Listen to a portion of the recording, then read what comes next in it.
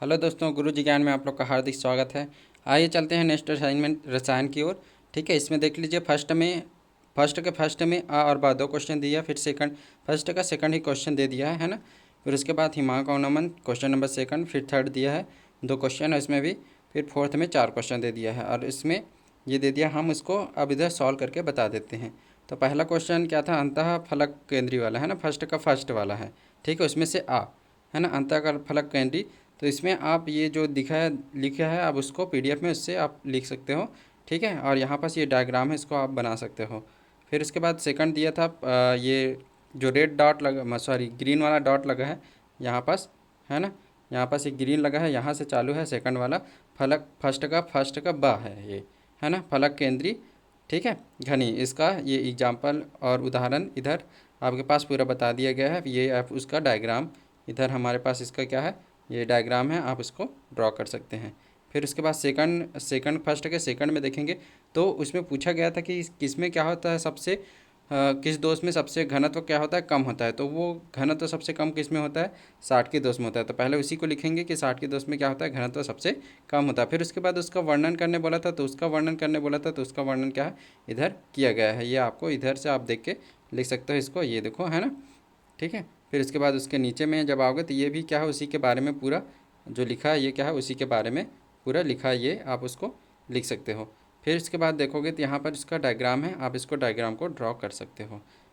फिर आगे चलते हैं, तो आगे को चलते हैं क्वेश्चन नंबर सेकंड में। तो सेकंड में क्या है, हिमांक और नमन पूछा था। तो हिमांक और नमन क्या होता है, जब क्या हो जाता है विलयन में हम शुद्ध विलायक की तुलना करते हैं, तुलना में क्या होता है उसका मान कम हो जाता है। तो उसमें क्या हो जाता है कि विलयन में ताप क्या हो जाता है, जमने लगता है, जिसके कारण क्या होता है हिमांक और नमन, मतलब इसकी कमी हो जाता है। तो उस कमी को हम क्या बोलते हैं, हिमांक और नमन कहते हैं। अब उसके बाद उसका क्या है, व्यंजक भी बताने के बोला था। तो उसका व्यंजक हमें नीचे यहाँ से आपको लिखना है। ये चित्र है, उसको आपको ड्रॉ कर लेना है। फिर उसके बाद यहाँ पास आपको मानक ही लिखा है। कई कई बुक में आप यहाँ पास देखोगे, है ना, यहाँ पास M1 M2 की जगह उसमें ले लेते हैं MA MB, ऐसा भी ले लिए हैं। तो वैसा भी लोगे फिर भी चलेगा, और ऐसा भी लिखोगे फिर भी दोनों क्या है, सही हैं। ठीक है, कई कई जगह ये मोलर द्रव्यमान को MB से दर्शा देते हैं, कई कई जगह MA से दर्शा देते हैं, मतलब MA और M भी दर्शा देते हैं। इसमें WA WB लिखा है नहीं, तो इसमें से आपको वैसा दर्शा सकते हैं। तो इसमें भी लिखोगे तो कोई फ़र्क नहीं पड़ेगा।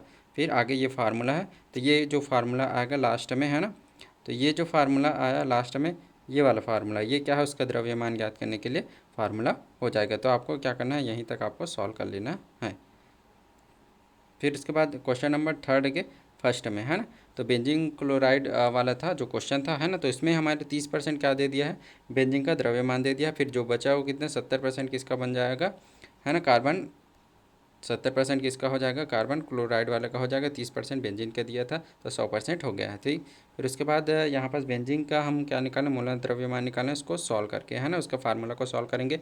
6 इधर क्या है, 6 है, ये किसका है, नीचे 6 दिया, C6 उसका 6, और ये इसका क्या है, अनुभार इधर लिख दिया है 12, है ना। फिर प्लस करेंगे, फिर इसके बाद नीचे में फिर 6 दिया है H6, तो उसका 6 यहाँ, और इसका जो होता है वो द्रव्यमान कितना होता है हमारे पास 1 होता है। तो उसको सॉल्व करेंगे तो ये 78 आ गया। फिर इसके बाद CCl4 का करेंगे, कार्बन टेट्राक्लोराइड का, तो उसका भी वैसे ही हम सेम सॉल्व करके निकाल दिए। सी का कितना होता है 12, है ना, इधर Cl4 लिखा है तो 4 इधर लिख दिए। फिर इंटू करके Cl का होता है 35.5 होता है। तो इसको सॉल्व करेंगे तो ये हमारा आंसर आ जाएगा। फिर इसके बाद अब उसका जो मान निकालना था, तो मोलर प्रभाल का मान, है ना, तो ये फार्मूला है। इस फार्मूला के अकॉर्डिंग हम क्या करेंगे, उसका जो वैल्यू आया था, है ना, टोटल का जो आया था उसको रख दिया, और ऊपर में जो आया था उसको हम मान रख दिए। 30 ग्राम हमारे पास क्या था, 30 ग्राम दिया था, और उसका हम अनुभार निकाले थे, वो कितना आया था 78 आया था। तो इन दोनों को सॉल्व करेंगे तो ये हमारा क्या हो जाएगा, आंसर आ जाएगा। ठीक है, फिर उसके बाद नेक्स्ट वाले में भी वैसे CCl4 का निकाले थे, तो उसका कितना है 70 हमारे पास,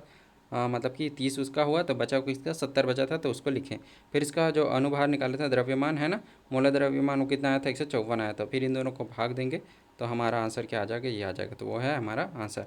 फिर उसके बाद थर्ड वाले में, है ना, तो इसको भी आप पूरा सॉल्व करके लिख सकते हो। जो दोनों आंसर आया उसको हम सॉल्व किए हैं। ठीक है, पहले वाले में क्या आया था, ये देखो 0 इसमें आया था हमारे पास, पहले वाले में 0 पॉइंट, है ना, 35 आया था, और दूसरे वाले में आया था ये वाला। तो इन दोनों का मान निकाल के हम इसमें मान जिसका निकालना था उसको हम यहाँ ऊपर में रख दिए हैं। ये देखो C6H6 का मान इधर निकाल के रख दिया, फिर दोनों का टोटल करेंगे, कुल निकालेंगे, तो दोनों को जोड़ के उसको भाग देंगे तो हमारा आंसर क्या आ जाएगा, ये हमारा आंसर हो जाता है। फिर उसके बाद क्वेश्चन नंबर 3 के सेकंड में देखेंगे तो यहाँ पर क्या पूछा था कि हमें उसकी विलेयता जो है वो क्या हो जाती है, उसकी विलेयता क्या होती है, कम होती है, तो उसके लिए मतलब कि हमारा क्या था, है ना, तो ये उसका आंसर है। अधिकतम गैस के ताप में वृद्धि करेंगे तो विलेयता क्या है, घटती है, क्योंकि उसमें ऊष्माक्षेपी क्या है, प्रक्रम है, तो आता है क्या करेंगे, गर्म करेंगे तो वो क्या होगा, घुल जाएगी, तो घुलेगी तो वो कहाँ जाती है, बाहर निकल जाती है। ठीक है। फिर उसके बाद नेक्स्ट है, तो नेक्स्ट क्वेश्चन में आप देखोगे तो फोर्थ का ए वाला, तो इसमें कुछ नहीं है, छोटा सा बस इसका क्या बोलते हैं, सॉल्व कर देना है। तो ये आप उसके पास सोल्यूशन है, आप देख सकते हो ये सोल्यूशन दिया है। ठीक है। फिर उसके बाद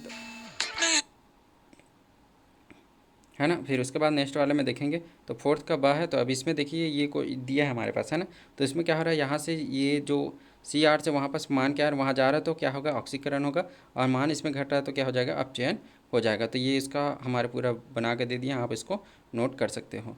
फिर उसके बाद क्वेश्चन नंबर फोर्थ में देखेंगे तो फोर्थ का ही हम देख रहे थे, है ना, क्वेश्चन नंबर फोर्थ का बात था।